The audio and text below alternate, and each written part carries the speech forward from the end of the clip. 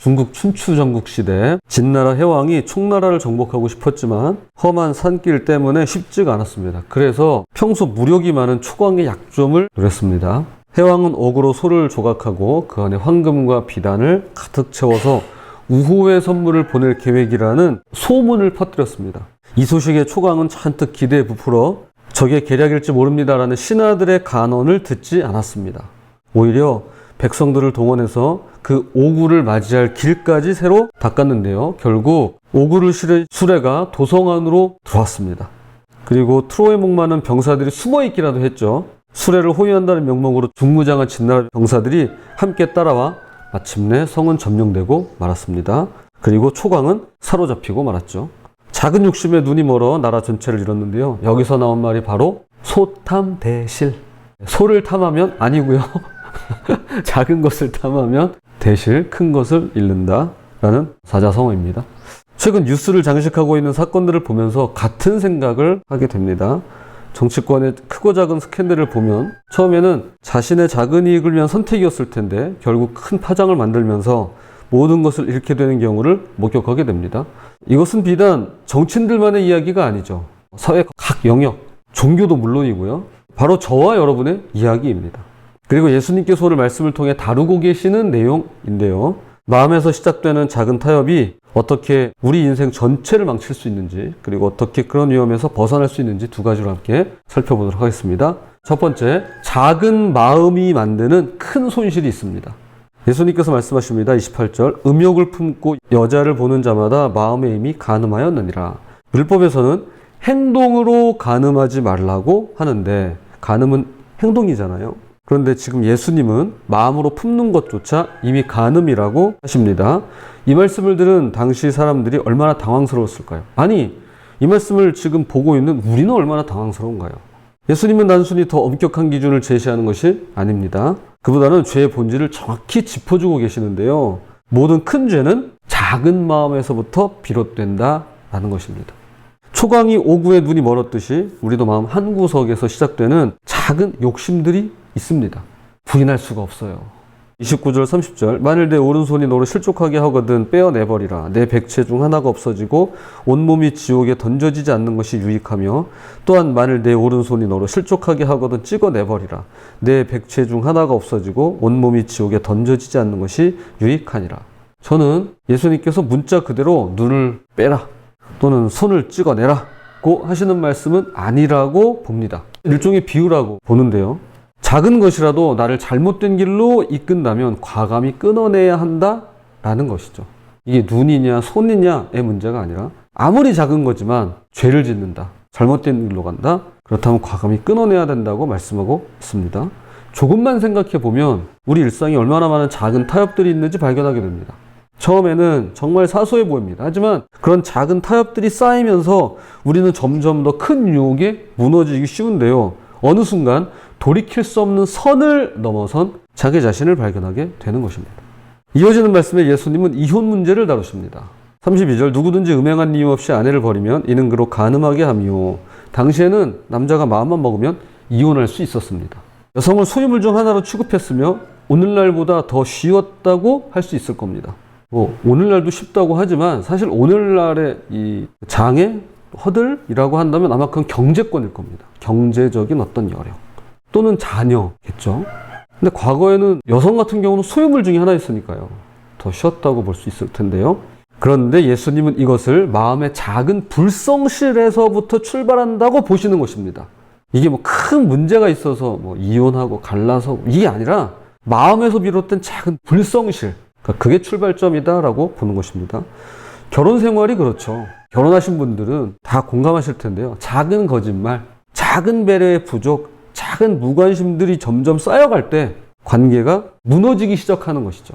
이래도 괜찮겠지, 그건 당신이 이해해야지 라면서 소홀히 하다가 그만 회복하기 어려운 지경에까지 이르게 되는 것이죠.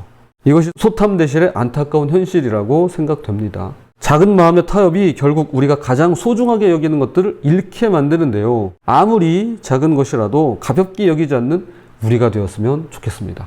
두 번째, 작은 거짓이 만드는 큰 파괴가 있습니다.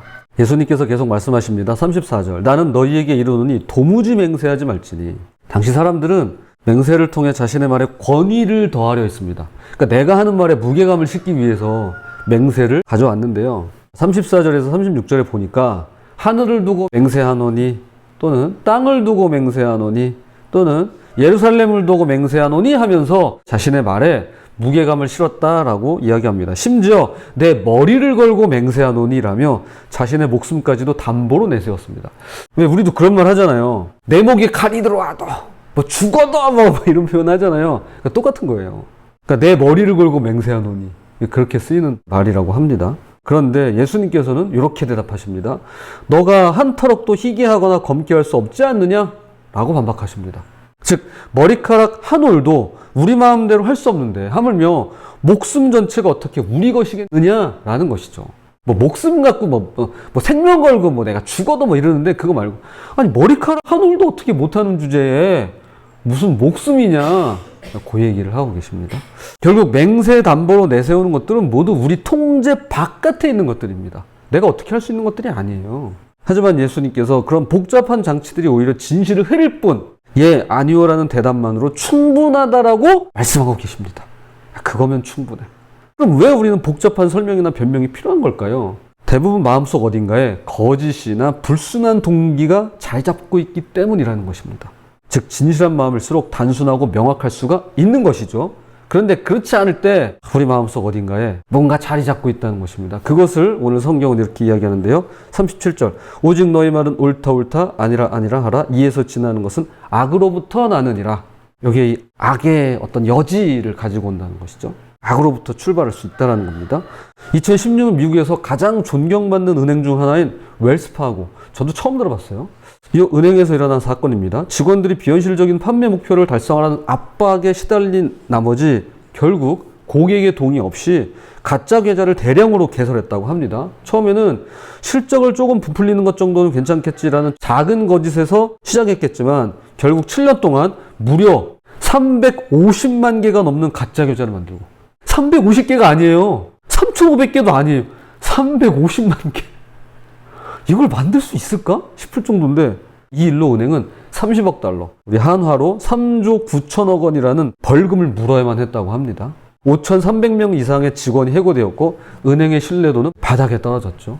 우리 일상에서도 작은 거짓은 흔합니다. 약속 시간에 늦었을 때 교통이 심했어요. 준비가 덜 됐을 때 컴퓨터가 이상해졌어요.